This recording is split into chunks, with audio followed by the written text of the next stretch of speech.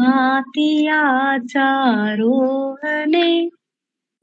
सर्वज्ञ बोध विराधता को पालिया प्रभु आपने उपदेश देत कर अनेको भव्य निज सम कर लिए रवि किरण प्रकाश डालो वीर मेरे अब ये रवि किरण प्रकाश डालो वीर मेरे अब ये। अनंत अनंत उपकारी प्रभु महावीर को कोटिश नमन। उन्हीं की आज्ञा में विचरण करने वाले गुरु भगवंतों को कोटिश नमन। आप सबकी आत्मा में परमात्मा जो विराजमान है उसे मेरा सादर से सुनेंद्र। हमारा गुणस्थान का स्वरूप चल रहा है, गुणस्थान का, उसमें से आत्मा द्वार तक 13 द्वार हो चुके हैं। अब 14वां द्वार है जीव का भेद द्वार। जीव के कितने भेद है बताएंगे आप? जीव के कितने भेद है? जीव के जगन्य एक भेद आत्मा, मध्यम 14 भेद, जिसमें से सूक्ष्म एकेंद्रिय, बादर एकेंद्रिय, तेंद्रिय, चौरेंद्रिय, असन्नी और सन्नी पंचेंद्रिय का पर्याप्त और अपर्याप्त, इस प्रकार से कितना हो जाता है? 14 भेद हो जाते हैं। फिर आता है 563 भेद। 563 वेदों में से 15 कर्म भूमि, 30 अकर्म भूमि, 56 अंतर्दीप, इसके पर्याप्त और अपर्याप्त, और सूक्ष्म एकेंद्रिय के 101 भेद। इस प्रकार से 303 भेद ये मनुष्य के हैं।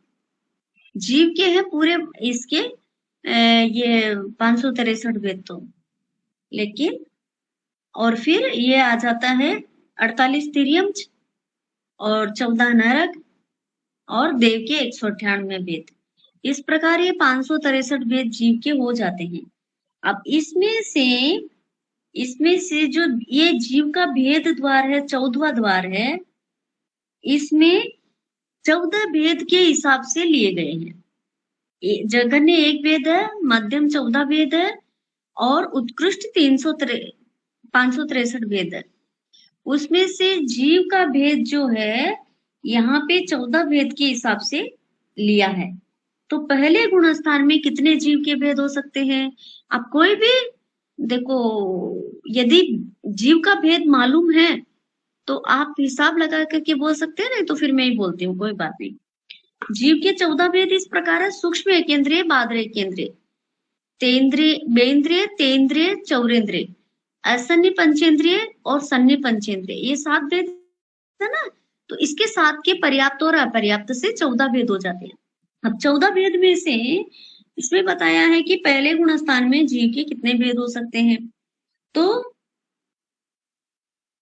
पहले गुणस्थान में जीव के 14 ही भेद पाए जाते हैं।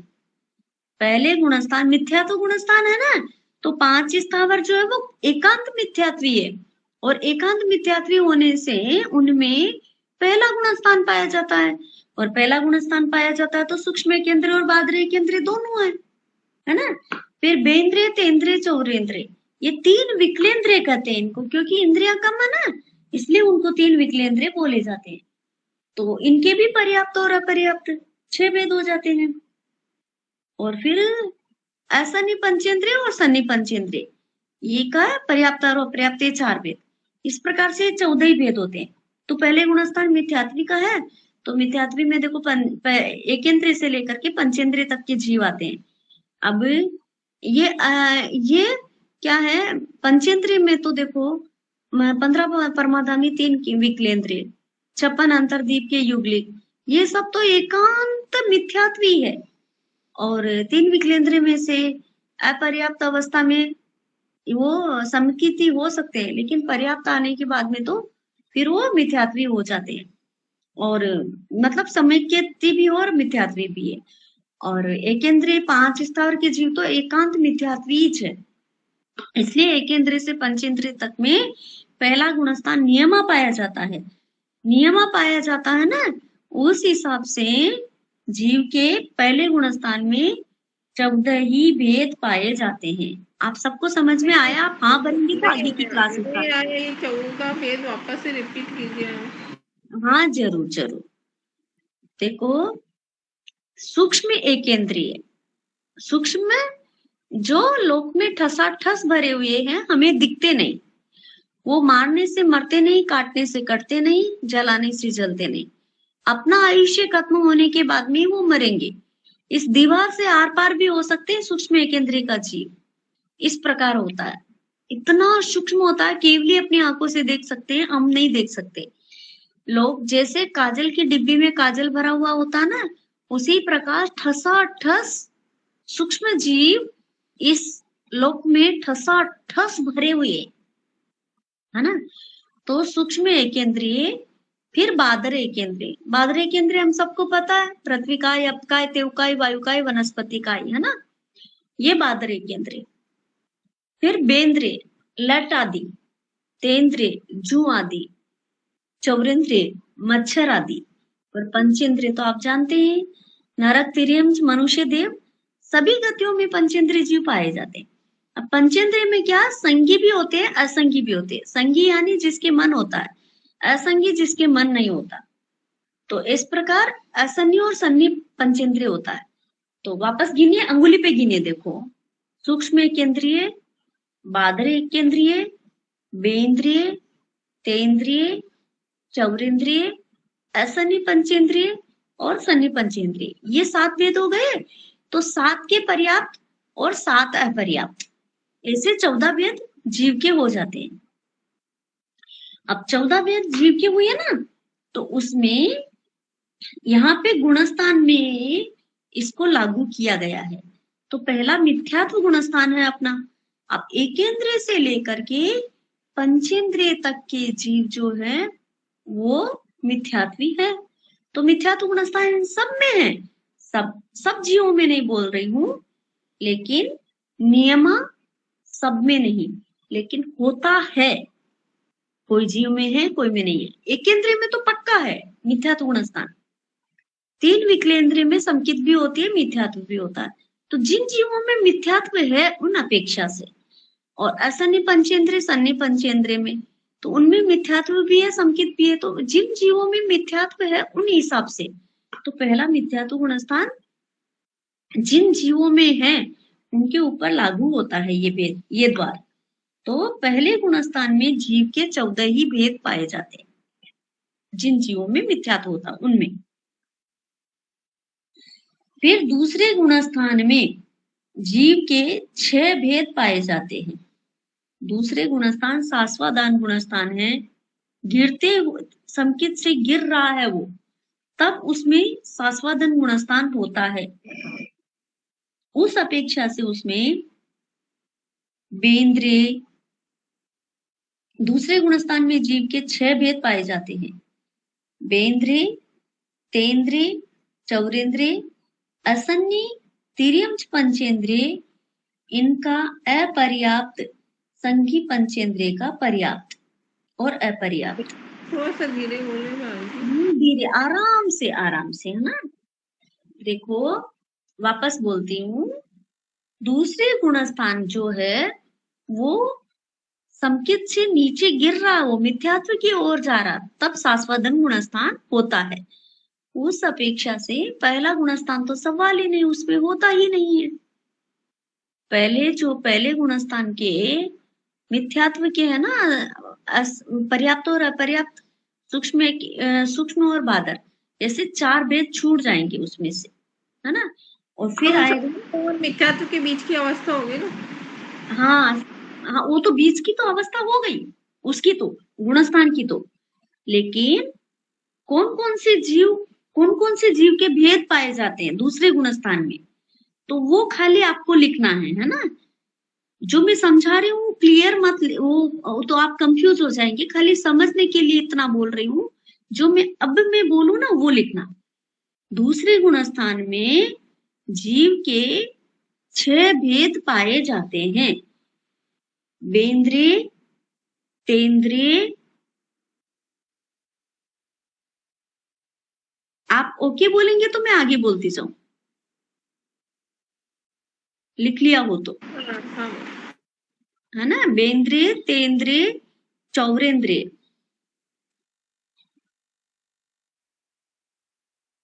और असन्नी पंचेंद्रिय, इनमें इनका तो अपर्याप्त पाया जाएगा, पर्याप्त नहीं पाया जाएगा, है ना। और संघी पंचेंद्रिय का पर्याप्त और अपर्याप्त दो भेद, 6 हो गए।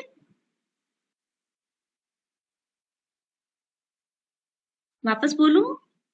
अपर्याप्त पाया जाएगा चौंद्रिय असन्निपतेंद्रिय का। हाँ नहीं, देखो वापस बोलती हूँ। दूसरे गुणस्थान में जीव के 6 भेद पाए जाएंगे। बेंद्रिय, तेंद्रिय, चौरेंद्रिय, असन्नी, त्रियंश पंचेंद्रिय का अपर्याप्त और सन्निहित पंचेंद्रिय का पर्याप्त और अपर्याप्त दो भेद, 6 हो गए।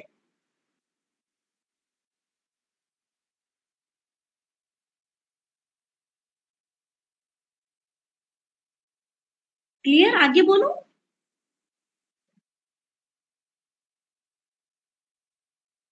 तीसरे गुणस्थान में जीव का एक भेद पाया जाता है, वो संज्ञा का पर्याप्त सिर्फ वो पाया जाता है। तीसरे गुणस्थान में जीव का एक ही भेद पाया, क्योंकि तीसरा गुणस्थान जो है ना वो अंतर्मूर्त का है, या तो वो जाएगा संकित में या जाएगा मिथ्यात्व में। तो उस समय उसकी मौत भी नहीं होती, वो तो अमर गुणस्थान है ना, इसलिए सिर्फ जीव का भेद एक ही पाया जाएगा, पर्याप्त ही रहेगा वह। अपर्याप्त अवस्था में तीसरा गुणस्थान नहीं होता। वापस एक बार रिवीजन। पहले गुणस्थान में जीव के 14 ही भेद पाए जाते हैं। दूसरे गुणस्थान में जीव के 6 भेद पाए जाते हैं।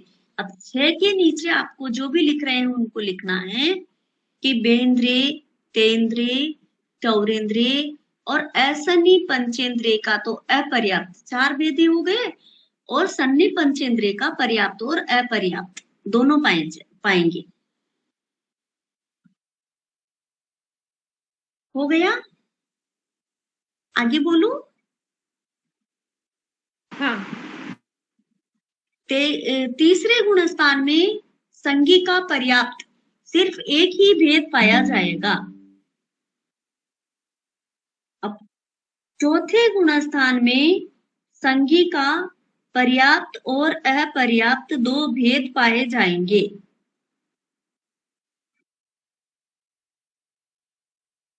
पांचवें से लेकर 14वें गुणस्थान तक जीव का एक ही भेद पाया जाएगा, वह है संज्ञा का पर्याप्त।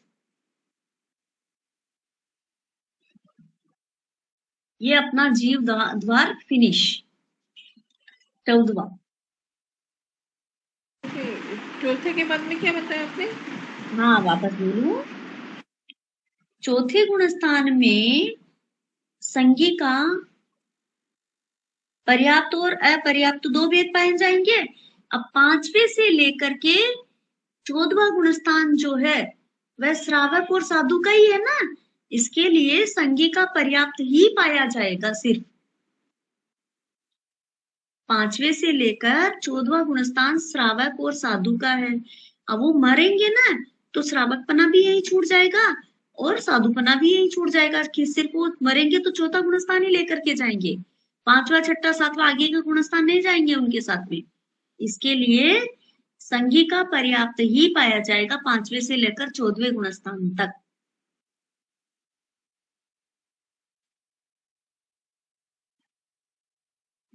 वापस एक बार बोल देती हूँ, है ना, वापस देख लेना आप कहाँ कहाँ गलत किए, कहाँ कहाँ सही किए ना। आप वापस में पूरा बोल रही हूँ। छोटा सा द्वार है ये, आप वापस पढ़ेंगे ना तब समझ जाएंगे, आराम से समझ जाएंगे। पहले गुणस्थान में जीव का एक भेद पाया जाता है, जीव के 14 ही भेद पाए जाते हैं, सॉरी। पहले गुणस्थान में जीव के 14 ही भेद पाए जाते हैं। दूसरे गुणस्थान में जीव के 6 भेद पाए जाते हैं। बेंद्रिय, तेंद्रिय, चौरेंद्रिय का और असन्नी का अपर्याप्त और सन्नी का पर्याप्त और अपर्याप्त दो भेद। तो 6 भेद पाए जाते हैं। और तीसरे गुणस्थान में सन्नी का पर्याप्त 1 भेद पाया जाता है। चौथे गुणस्थान में सन्नी का पर्याप्त और अपर्याप्त 2 भेद पाए जाते हैं। 5वें से लेकर 14वें गुणस्थान तक सन्नी का पर्याप्त 1 ही भेद पाया जाता है। हो गया क्लियर? आगे बोलूं? हाँ। ठीक है। अब 15वां द्वार है गुणस्थान द्वार। गुणस्थान द्वार बहुत अच्छे से समझना है, बहुत अच्छा ये द्वार मस्त है। जैसे परीक्षा के अंदर आप समझ जाएंगे तो बहुत अच्छा लगेगा। थोड़ा सा समझना है बस इसको। गुणस्थान है, प्रत्येक गुणस्थान अपने अपने गुणों से संयुक्त होता है ना। प्रत्येक गुणस्थान, जैसे कि पहला गुणस्थान है, और भी जो भी गुणस्थान है वह अपने अपने गुणों से संयुक्त रहते हैं, है ना। तो पहले से चौथे गुणस्थान तक 8 बोल पाए जाते हैं, 8 गुण पाए जाते हैं, 8 बोल पाए जाते हैं, जो भी है। पहले से चौथे गुणस्थान तक 8 बोल पाए जाते हैं, है ना। असंयति, अप्रत्याख्यानी, अविरति। हाँ हाँ हाँ, आराम से। पहले से चौथे गुणस्थान तक 8 बोल पाए जाते हैं।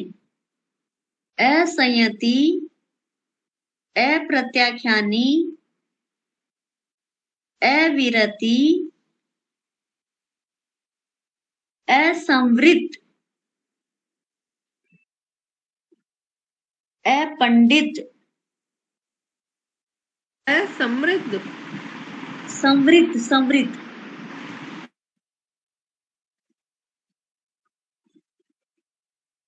अपंडित, अजागृत, अधर्मी,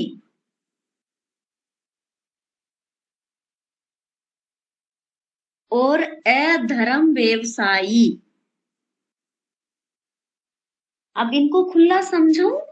क्या बोला लास्ट में? अधर्म व्यवसायी।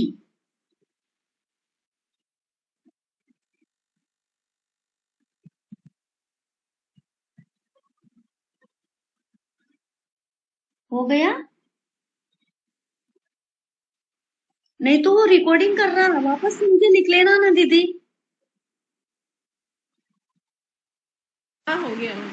हाँ, तो अभी 5वें गुणस्थान में 8 बोल पाए जाएंगे, है ना। अभी मैं बोल रही हूँ, आप वापस रिकॉर्डिंग सुन के और फिर लिखना। देखो तो देखिए, फिर मैं क्लियर समझाऊंगी नहीं ना, 8 ही बोलोगे, थोड़ा सा टाइम लगेगा इसमें गुणस्थान द्वार में। 5वें गुणस्थान में 8 बोल पाए जाते हैं, है ना। संयता संयति, प्रत्याख्याना प्रत्याख्यानी, वीरता विरति, समृता समृति, और क्या बोलते हैं ना, पंडित।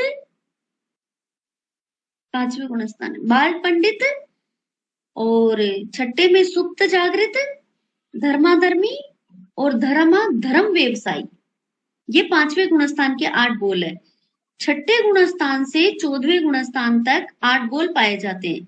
वो है संयति, प्रत्याख्यानी, वीरति, संवृत, पंडित, जागृत, धर्मी, और धर्म व्यवसायी।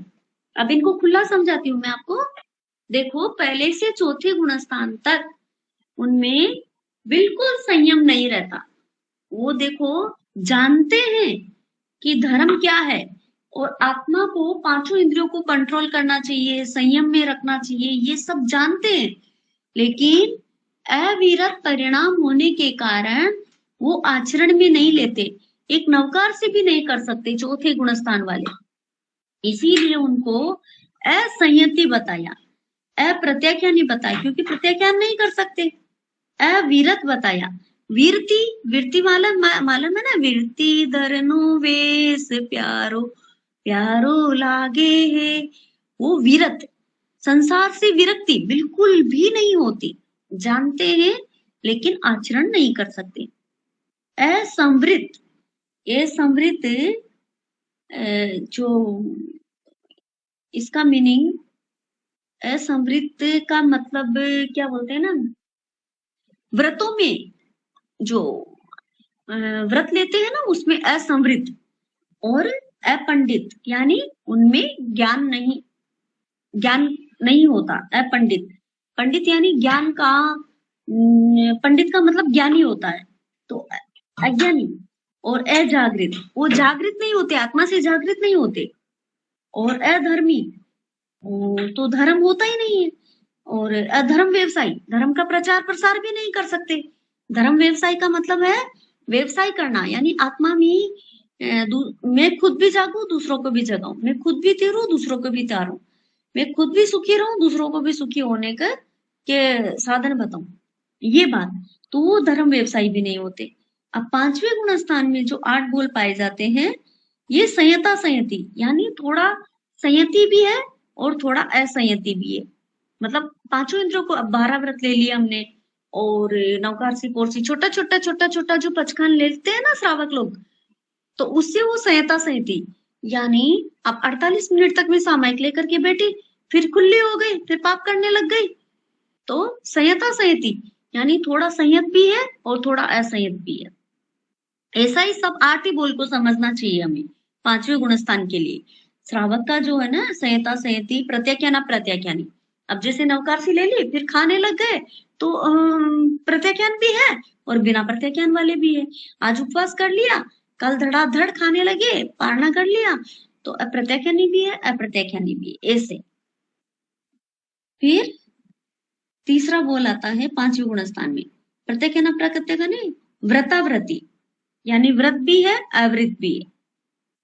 12 व्रत ले लिए, लेकिन फिर भी उसमें खाली बड़े रूप से लिए, छोटे छोटे बिल्कुल एकदम जैसे साधु लेते हैं ना महाव्रत, वैसे नहीं लिए।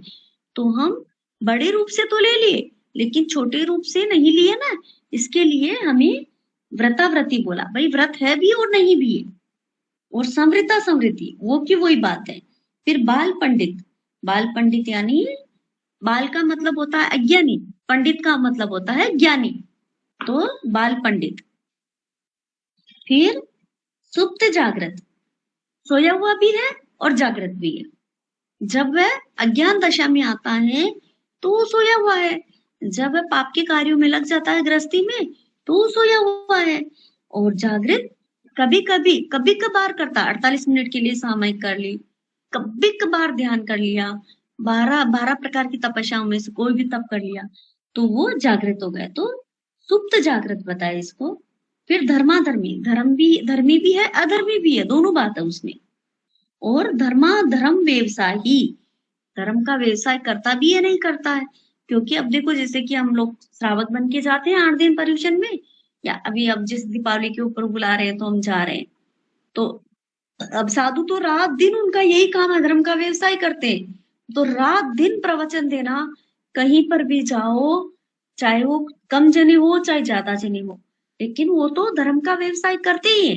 लेकिन श्रावक करते भी है नहीं करते, इसके लिए छठे से लेकर 14वें गुणस्थान तक पूर्ण रूप से 8 बोल पाए जाते हैं। वो है संयति, प्रत्याख्यानी, विरति, संवृत, पंडित, जागृत, धर्मी और धर्म व्यवसाय, ये बोल पाए जाते हैं। ये गुणस्थान द्वार। अब गुणस्थान, अब कौन से गुणस्थान किस प्रकार से है, ये दूसरी तरह से गुणस्थान बताया गया आगे का। यहां तक आपको समझ में आ गया? और जो लिखना हो ना वापस रिकॉर्डिंग सुन के और फिर आप वापस लिख लेना और समझ भी लेना। तो गत्यंतर मार्ग में, यानी एक भव से दूसरे भव में हम जाते हैं ना, तब गत्यंतर मार्ग में कौन सा गुणस्थान पाया जाता है जीव में? पहला, दूसरा और तीसरा नहीं पाया जाएगा, क्योंकि तीसरा तो अमर होता है, वो तो मरता ही नहीं तीसरे गुणस्थान में। इसके लिए पहला, दूसरा और चौथा गुणस्थान गत्यंतर मार्ग में। गत्यंतर मार्ग का मतलब है बाटा बाटी जीव।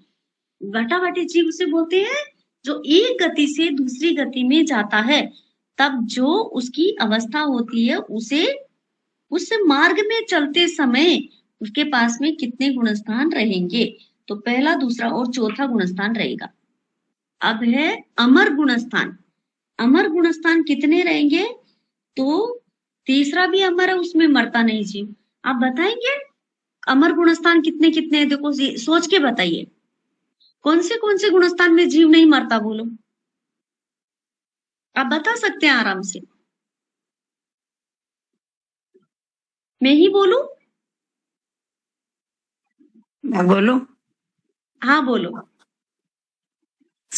तीसरा गुणस्थान जो मिश्र गुणस्थान होता है, हाँ, और 12वां गुणस्थान जो केवली का होता है। हाँ, 12वें के बाद में गिरता नहीं है, मरता भी नहीं। हाँ, वो मरता भी नहीं, गिरता भी। 12वां और 13। हाँ, और बस 14 में तो सिद्ध हो जाते हैं ना। 12, 13, तीसरा, 12 और शायद 13। हाँ, बराबर है, शायद नहीं, बराबर है, पक्का है। तो देखिए, तीसरा, 12वां और 13वां ये अमर गुणस्थान है। इन गुणस्थानों में कभी भी नहीं मरेगा, क्योंकि तीसरा गुणस्थान जो है ना मिश्र का है, इसलिए या तो वो समकित में जाएगा तो मरेगा, या मिथ्यात्व में आएगा तो मरेगा। दोनों की यदि उसके दोनों की कंफ्यूजन स्थिति में वो नहीं मरेगा। और 12वें गुणस्थान में गया हुआ जीव न तो गिरेगा न मरेगा, क्योंकि उसको तो ऊपर चढ़ना है, श्रेणी चढ़ गया। तो 12वें के बाद में तो उसको पक्का केवल ज्ञान होगा और पक्का मोक्ष होगा ही, इसलिए उस गुणस्थान में भी नहीं मरता। और 13वें गुणस्थान में से तो 14वें में जाएगा तो ही मरेगा वो। बाकी तो 13वें गुणस्थान में तो आयुष्य को छोड़ने का सवाल ही नहीं। इसलिए तीसरा, 12वां और 13वां ये अमर गुणस्थान है। फिर अप्रतिपाती गुणस्थान। अप्रतिपाती का मतलब है नहीं गिरने वाला। नहीं गिरने वाले गुणस्थान कौन कौन से हैं? बोलो, नहीं गिरने वाले गुणस्थान। मैं बोलूं? हाँ बोलो, 12वां और बोलो। 13 तो है ही ना। 12वां हाँ, 13वां है। और हाँ बोलो सीमा दीदी। 12 और 13 ना। हाँ, 12, 13 और तीसरा भी इसी में आएगा। नहीं, तीसरा तो गिरेगा ना। हाँ बोलो। 12वां, 13वां और 14वां तो हाँ, 12वां, 13वां, 14वां बराबर आ गया। 12वां, 13वां, 14 तीनों अप्रतिपाती, वो तो गिरेंगे ही नहीं, वो तो मोक्ष होगा पक्का फिर तो। अब तीर्थंकर नाम कर्म का बंध कौन कौन से गुणस्थान में होता है वो बताया है। चौथे गुणस्थान में, 5वें गुणस्थान में, 6ठे गुणस्थान में, 7वें गुणस्थान में और 8वें गुणस्थान में। यानी चौथे से लेकर 8वें तक 5 गुणस्थानों में जीव तीर्थंकर गोत्र का बंद कर सकता है, तीर्थंकर नाम कर्म का बंद कर सकता है ना।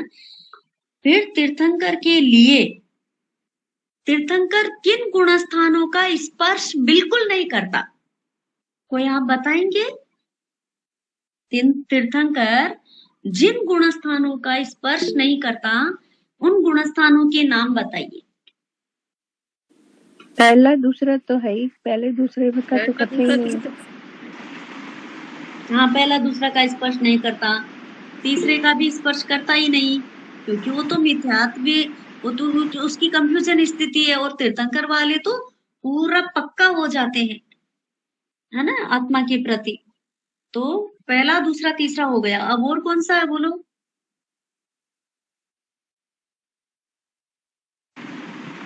वो श्रावक नहीं होते हैं, इसलिए 5वां। 6ठे से ऊपर ही रहेगा ना उनका। हाँ, 5वां कभी स्पर्श नहीं करेगा, क्योंकि श्रावक नहीं होते, उनके गुरु कोई भी नहीं होता, वो तो स्वयं प्रतिबुद्ध है, स्वयं बुद्ध है। तो इनका 8वें से आएगा क्या? 8वां और कौन से गुणस्थान का स्पर्श नहीं करता? 8वां तो आएगा ही, 6ठा भी आएगा, 7वां भी आएगा, 8वां भी आएगा, 9वां भी आएगा। पहले से 5 तक नहीं करते ना वो। हाँ, पहले से नहीं, चौथे का तो करते हैं ना। हाँ, 5वां और 11वां। हाँ बोलो सीमा दीदी, आप क्या बोल रहे थे? चौथे में तो सम्यक ही होता है ना। हाँ, संकित तो होता ही है उनमें, जब तक दीक्षा नहीं लेते तब तक तो चौथे में ही रहेंगे ना। इसलिए चौथा गुणस्थान, वो किन किन गुणस्थानों को टच नहीं करते, उन गुणस्थानों का नाम बताइए। हाँ इंदिरा जी बताइए। पहला, दूसरा, तीसरा और पांचवा श्रावक का जो है वो गुणस्थान, फिर 11वां। हाँ 11वां गिरने वाला, वो भी वो नहीं गिरने वाला है। हाँ, तो बराबर। उसका भी इन स्पर्श नहीं। 5, हाँ इन 5 गुणस्थान का स्पर्श वो तीर्थंकर नहीं करते। पहला, दूसरा, तीसरा, 5वां और 11वां, इन 5 गुणस्थानों का स्पर्श नहीं करते। अब शाश्वत गुणस्थान कितने हैं? शाश्वत गुणस्थान यानी हमेशा रहते हैं, वो इस लोक में, अढ़ाई द्वीप में हमेशा कोई ना कोई रहता ही है उस गुणस्थान में। वो गुणस्थान बताएंगे या मैं बताऊं?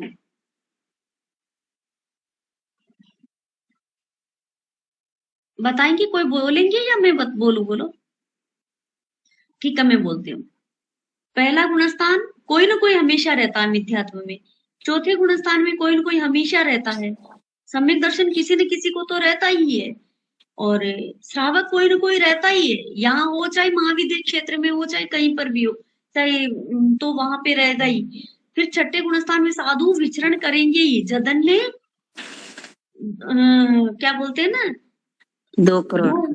2 करोड़ उत्कृष्ट 9 करोड़ साधु रहते ही हैं, और श्रावक जो है 2000 करोड़ उत्कृष्ट 9000 करोड़।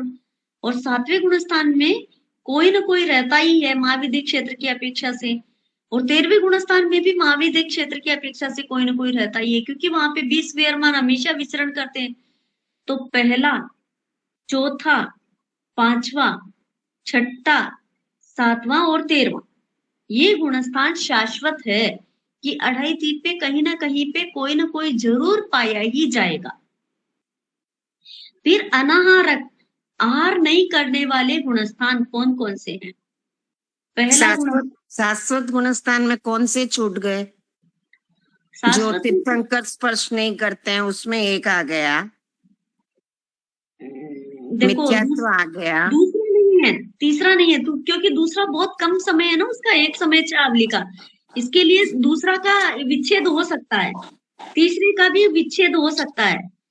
और फिर 8वां, 9वां, 10वां, 11वां, 12वां, इन सब का स्पर्श, इनकी स्थिति बहुत कम है ना, इसके लिए इनका विच्छेद होता है। अच्छा, स्थिति कम होने से विच्छेद होता है क्या? हाँ बराबर, क्योंकि कम स्थिति में फटाफट चढ़ जाते हैं ना, तो मतलब अढ़ाई द्वीप पे कहीं ना कहीं पे नहीं रहेंगे वो गुणस्थान वाले। अच्छा। हर समय नहीं रहते, मतलब रहते हैं लेकिन हर समय नहीं रहते। लेकिन ये जो गुणस्थान बताया ना, वो हर समय कहीं ना कहीं पे पाए जाएंगे। तो मिथ्यात्व गुणस्थान की स्थिति ज्यादा है तो मतलब रह सकता है वो। हाँ है बराबर है, पक्का है, क्योंकि अच्छा। 5 स्थावर में है, तो 56 अंतर्दीप के जीव है, 15 परमाजा में 3 किलबिशी है, वो तो मिथ्यात्वी है ना एकांत। बराबर। और तीसरा चौथा की तो स्थिति बहुत कम है, तो उनका विच्छेद हो सकता है, मतलब होता ही है विच्छेद, वो तो थोड़ा सा ही है। अच्छा, इसका मतलब कम स्थिति वाला नहीं रह सकता जल्दी, हाँ, मतलब नहीं रह सकता, उसका गुणस्थान विच्छेद बदल लेता है। हाँ, बदल लेता है। अच्छा। और चौथे गुणस्थान वाले तो क्या है, 4 गति में समकित पाया जाता है। हाँ, और फिर सर्वार्थित विमान वाले तो वो एकांत समकित ही है। हाँ, वो 5वां। हाँ चौथा बराबर। हाँ, और 5वां तो जहाँ तीर्थंकर हो तो वहां श्रावक होंगे ही। बराबर। महाविद्य क्षेत्र में तीर्थंकरों का विच्छेद होता ही नहीं। हाँ। और फिर 5वां, छठा, 7वां साधु का है, तो साधु होते ही है। साधु होते हैं, वो छठे 7वें तो घड़ी के सुई की जैसे हैं, वो तो घूमते ही रहते हैं। हाँ, और 13वां गुणस्थान वाला तो लंबा है, तो अब जैसे वो 20 विहरमान है तो 13वें गुणस्थान में ही है अभी। हाँ, इसके लिए है ना। और जो भी मोक्ष में जा रहे हैं रहते हैं ना, 13वें में केवली रहते हैं ना, केवली रहते हैं।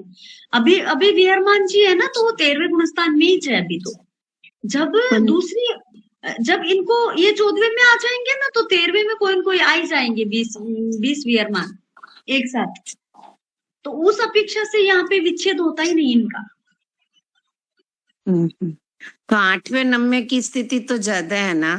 नहीं है ना, एक समय अंतर्मुहूर्त 8वें श्रेणी 9वें चढ़ते की। हैं ना। हाँ, श्रेणी चढ़ते हैं ना, वो वहां पे टिकते नहीं है। या तो अच्छा। फटाफट फटाफट ऊपर चढ़ जाएंगे, या हाँ। वो जो उपशम श्रेणी वाले होंगे तो गिर जाएंगे।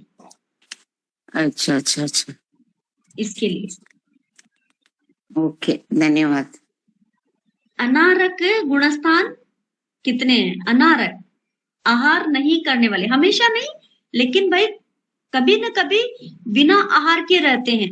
अभी हम हमेशा 24 आहार हाउस आहार लेते हैं। कैसे लेते हैं बोलो? हम 24 घंटे ही आहार लेते हैं। कैसे लेते हैं? रोमार। हाँ, रोमार। कितने प्रकार का आहार है? 3 प्रकार का। कौन कौन सा? ओजार, रोमार और कवलार। हाँ, तो ओज आहार जो माता पिता के सहयोग से जो मिलता है ना, वह ओज आहार है।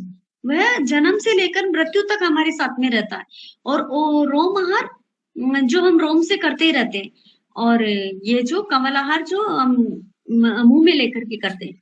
अब अनारक अवस्था में कितने गुणस्थान रह सकते हैं मतलब, तो पहला गुणस्थान, दूसरा गुणस्थान और चौथा गुणस्थान। पहला, दूसरा, चौथा, क्योंकि वो बाटा बेटी में रहता ना, इसलिए पहले दूसरे चौथे गुणस्थान। तो एक जन्म से दूसरे जन्म में हम जाते हैं ना, तब हम अनारक रहते हैं, कोई भी जीव।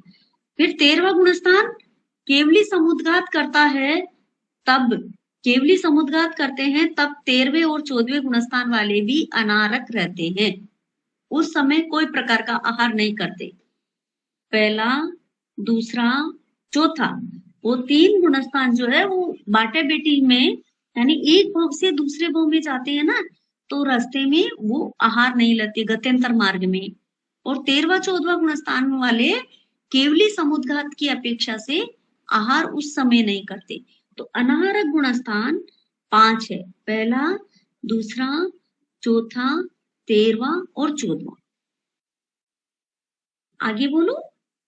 एक मिनट। 14वां बोले ना आप? हाँ, 14वां भी। 13वें गुणस्थान की स्थिति तो लंबी है ना, मगर वो सिर्फ समुद्घात की अपेक्षा से। हाँ, बस समुद्घात की अपेक्षा से। और 14वां गुणस्थान की स्थिति तो 5 लघु अक्षर जितनी है। हाँ, फिर भी केवली समुद्घात तो वो भी करते हैं ना, इसके लिए। समुद्घात क्या होता है? हाँ, जो भगवान के, जो मोक्ष होने से पहले जो उनके कर्म बाकी रह जाते हैं उनको खत्म करना। आयुष्य तो कम रहता है और कर्म ज्यादा रह जाते हैं, तो क्या समुद्घात करके पूरे लोक में अपने आत्म प्रदेशों को फैला करके, और फिर वो कर्मों को भोग करके, और फिर उनके कर्मों को खत्म कर लेते हैं। तब वो अनारक अवस्था में ही रहते हैं।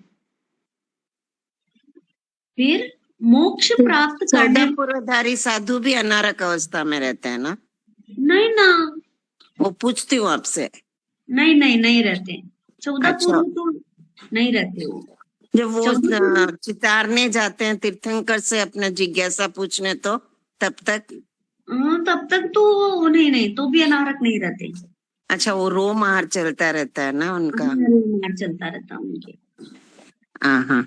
मोक्ष प्राप्त करने वाला जीव उस भव में कम से कम 8 गुणस्थान को अवश्य प्राप्त करता ही है। उसी भव में मोक्ष प्राप्त करता है ना, उस जीव के लिए कौन कौन से गुणस्थान को स्पर्श करता है वह? तो चौथा, 7वां, 8वां, 9वां, 10वां, 12वां, 13वां और 14वां। मोक्ष प्राप्त करने, छठा नहीं करता है वो, मोक्ष प्राप्त लेते हैं ना वो। देखो, इसमें तो यही बताया नहीं, मतलब चौथे से डायरेक्ट कैसे प्राप्त करेंगे? देखो दीदी, छठे गुणस्थान वाले उसी भव में मोक्ष प्राप्त कर सकते भी है, नहीं भी कर सकते। लेकिन जैसे कि मोरा देवी माता, तो उन्होंने छठे गुणस्थान का स्पर्श ही नहीं किया। तो जल्दी श्रेणी चढ़ के और मोक्ष में जाने वाली आत्मा है, तो वो क्या करती है मोरा देवी माता, डायरेक्ट चौथे का स्पर्श करके सीधी सातवें में जाती है। सातवें से वो श्रेणी चढ़ती है, 8वां 9वां 10वां 12वां 13वां और 14वां, और तुरंत मोक्ष प्राप्त हो जाता है उसको। जी श्रेणी तो 8वें से ही तो चढ़ेंगे ना।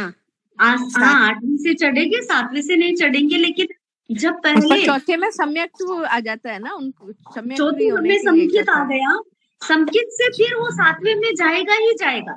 7वें को स्पर्श करने के बाद में 8वें में जाएगा, डायरेक्ट 8वें में नहीं जाता। 5वें गुणस्थान वाला, चौथे गुणस्थान वाला डायरेक्ट 7वें का स्पर्श कर सकता है। तो श्रावक मोक्ष में नहीं जाता है क्या? वो भी दीक्षा लेके तो 7वां 8वां तो झूले की तरह ही तो है, क्यों नहीं करेगा? नहीं 7वां 8वां, हाँ 7वां 8वां तो बताया ना। नहीं छठा कौन कौन से स्पर्श करेगा? इसमें 5वां भी नहीं बताया। मोक्ष प्राप्त करने वाला उस भव में कम से कम बताया, कम से कम कितने गुणस्थानों का स्पर्श करता वो बताया। 5वां का कर सकता है, छठा का भी कर सकता है, वो उसमें ज्यादा से ज्यादा में छोड़ दिया। इसमें बताया है मोक्ष प्राप्त करने वाला उस भव में जीव, जैसे मोरल देश भी जैसे जीव कम से कम कितने गुणस्थानों का स्पर्श कर सकते हैं वो बताया। 5वां का कर सकता है, छठा का भी कर सकता है, वो बताना एक बार वापस से। देखो 7वें से लेके पूरे 11वां छोड़ दीजिए, 7वें से 14 तक पूरा 11वां छोड़ के, 11वां छोड़ के, और चौथा भी है, क्योंकि समय दर्शन के बिना तो जा ही नहीं सकता कहीं भी। हाँ वही चौथा तो स्टार्टिंग है, मगर 7वें से 14 तक 11वां छोड़ के। हाँ 11 छोड़ के फिर उस 11 से गिरते हैं इसलिए। हाँ बराबर। तो 7वां भी तो साधु का ही है ना, अप्रमादी साधु गुणस्थानित है। हाँ तो मरुदेवी माता ने कहाँ दीक्षा ली थी? दीक्षा तो नहीं ली, भाव से जाते हैं ना। हमारे लिए भी बोला गया ना कि 7वें का तो हम भी स्पर्श कर सकते हैं भावों से। हाँ भावों से। अगर दीक्षा न भी ले तो अपन भाव से करते हैं ना, कि हमको भी दीक्षा लेने का भाव तो रहता ही है ना, कि दीक्षा लें कैसे भी, जैसे मौका मिले वैसे। बात है ना कि किस दिन हम संयम जीवन को अंगीकार करेंगे, भावना तो वो मनोरथ, 3 मनोरथ में। हाँ और देखो कभी दीक्षा का माहौल देखते हैं ना, हमारे पुष्पा दीदी तो मालूम है दीक्षार्थी के माँ बाप बने हुए हैं, धर्म के माँ बाप। उस समय हम देखते हैं ना तो हमारे भी भाव तो बहुत ऊंचे आ जाते हैं जी। और फिर देखिए संसार अवस्था में कम से कम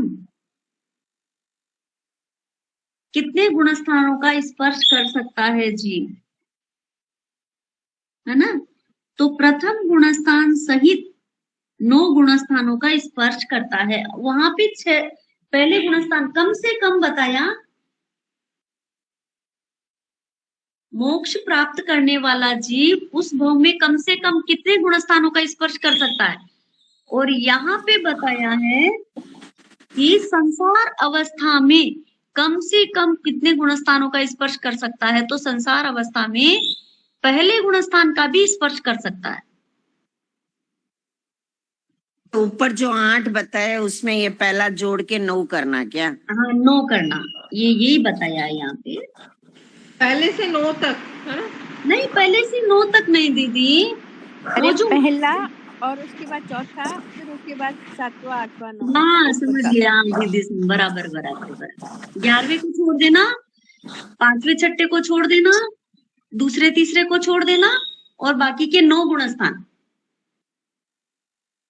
पहले से लेकर के 14वें में से दूसरा, तीसरा, 5वां, 6ठा, ये 4 चले जाएंगे तो कितने रहे वापस, और 11वां 5 चले जाएंगे तो 9 रह गए। हो गया ये गुणस्थान वार अपना फिनिश आज का। अभी आगे ले या यहीं पे फिनिश करूं? बोलो। नहीं आज के लिए यहीं तक करिए, पहले आपके भी अभी पहला, चौथा, छठा, 7वां 8वां 9वां 10वां कौन सा दीदी, इससे लास्ट का 11 वाला छोड़ दे, 7 के बाद 11वां छोड़ दे। नहीं, कंफ्यूज हो रहे हैं दीदी, 1 मिनट में वापस बोलती हूँ। संसार अवस्था में कम से कम 9 गुणस्थान का स्पर्श करता है जीव। तो कौन कौन से? पहला, चौथा, 7वां, 8वां, 9वां, 10वां और 11वें को छोड़ करके 12वां और 13वां, 14वां। जी वो मोक्ष प्राप्त करने वाला जीव उस भव में, ये ऊपर के 8 आपने बताए, ये संसार अवस्था वाला वो मोक्ष का कैसे प्राप्त करेगा? वो 12, 13, 14 प्राप्त करेगा ही नहीं, वो पहला, दूसरा, तीसरा में जाएगा। ये 9 दूसरे ही होंगे जी, मेरी ख्याल से, पक्का नहीं है। अब देखो किताब में ये जो लिखा हुआ है, मैं बोल रही हूँ, मैंने जैसे ये याद संसारी किया। तो मरुदेवी माता संसारी थे ना, वो मोक्ष में गए थे ना। हाँ, संसार अवस्था में प्राप्त करने वाले तो ऊपर आ गए ना। अर्जुन माली और ये सब नहीं, वो तो साधु थे, साधु हाँ, दीक्षा बाद में ली। साधु विरति ली, तो उसमें 5वां दिया ना इन्होंने।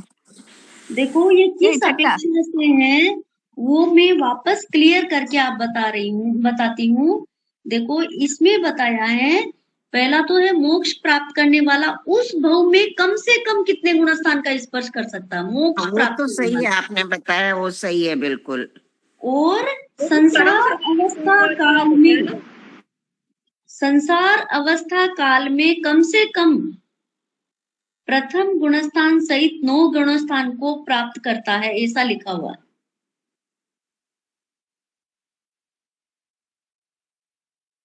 अब इसमें नीचे भी कोई छोटे अक्षरों में कुछ भी नहीं दिया, वो तो फिर कोई महाराज साहब से समझे तो ही समझा पाऊंगी मैं भी। ये पहला गुणस्थान का आपको डाउट है ना कि पहला कैसे है करके? मिथ्यात्व लिया है तो शायद पहला, दूसरा, तीसरा भी रह सकता है। नहीं, दूसरा तीसरा नहीं रहेगा, वो गिरेगा नहीं ना।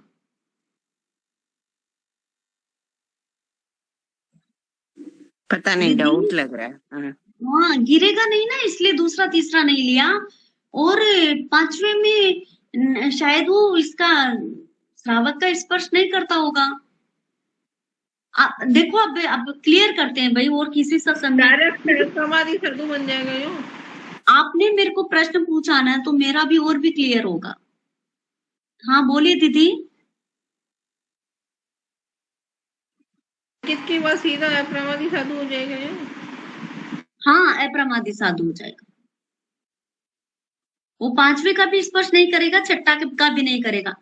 अभी मोरा देवी ने तो मिथ्यात्व से सीधे संसार, अरे यार वो यहाँ पे देखो साधु बनने वाले जीव के लिए लिया है, शायद मोक्ष प्राप्त करने वाला जीव उस भव में कम से कम मोक्ष 8 गुणस्थानों का स्पर्श करता है, तो चौथे उसको समकित है पूर्व में, और समकित लेकर के आया है वो 7 में, और समकित लेकर के आया है, और सीधा वो 7वें का स्पर्श करके डायरेक्ट मोक्ष में जाएगा। अभी मेरे को समझ में आया। और मोरा देवी जो माता थी ना, वो समकिती नहीं थी, पहले उसके पास में मिथ्यात्व था संसार अवस्था में, और मिथ्यात्व से वो चौथे में गई, चौथे में जाने के बाद में सीधी 7वें में गई, और 7वें में जाने के बाद में वो 8वें से श्रेणी चढ़ करके उसी भव में मोक्ष में जाती है। और ये जो बताया है ना, पूर्व में 7 में यदि समकित लेकर के आया है जीव, और वो न श्रावक बनता और न साधु बनता, और भावों से देखो, अभी इस अवसर्पिणी काल में मोरा देवी का बताया है, लेकिन कितने जीव ऐसे होंगे जो ऐसे मोक्ष में गए होंगे। अब जैसे कि इनको देखिए ना भाई, हाँ ये समझ में आया ना, ये चक्रवर्ती थे ना, भरत चक्रवर्ती थे, तो उनको भी तो केवल ज्ञान आर्य साहब महल में ही हो गया था, फिर देवताओं ने उनको ला करके वो ओघे पात्रे वगैरह दिए थे। तो उन जीवों के लिए पहला गुणस्थान नहीं है, मतलब किसी जीवों को पहला गुणस्थान है और किसी जीवों को नहीं है, उस अपेक्षा से दिया है मेरी जान में। मैं मेरे अंदाजन से बोल रही हूँ भाई, ठीक है। और भी क्लियर करेंगे, और मारा सबको पूछेंगे, आप भी पूछना इंदिरा जी, और जिन जिन को भी मिले मारा सबको पूछना जी। हाँ ठीक है। भगवान की वाणी के विपरीत जो कुछ भी कहने में आया हो तस्मिच्छामि दुक्कडम। आप सबकी आत्मा में जो परमात्मा विराजमान है उसी में सबको जय जिनेंद्र।